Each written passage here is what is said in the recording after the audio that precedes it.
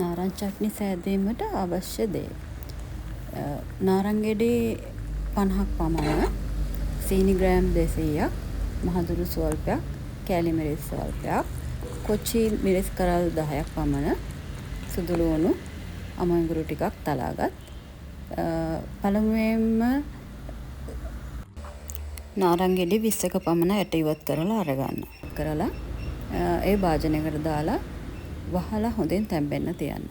හැබැයි උතුරලෑයි පරිස්සමෙන් බලා ගන්න ඕනේ.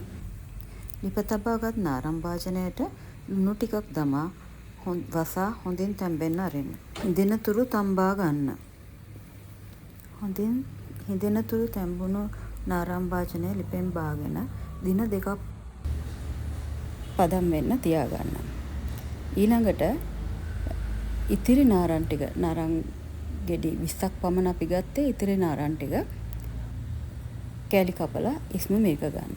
මිරික ගත්ත ඉස්ම ටිකට සීනි, සුදු ලුණු, අමුංගුරු තලාගත්, මහදුරු ස්වල්පයක්, කෑලි මිරිස් ටිකක්, ලුණු අවශ්‍ය ප්‍රමාණ දමා එය ලිප තියලා හොඳින් හැඳි ගන්න පැණි වෙනතුරු.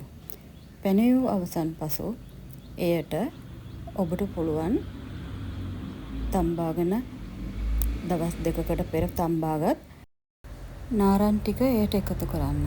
එකතු කර හොඳින් කලවම් කර නිමෙන්න තබා එය ඔබට භාජන වලට දමාගෙන ආහාරයට ගන්න පුළුවන්. ඊටම රසවත් කෑම.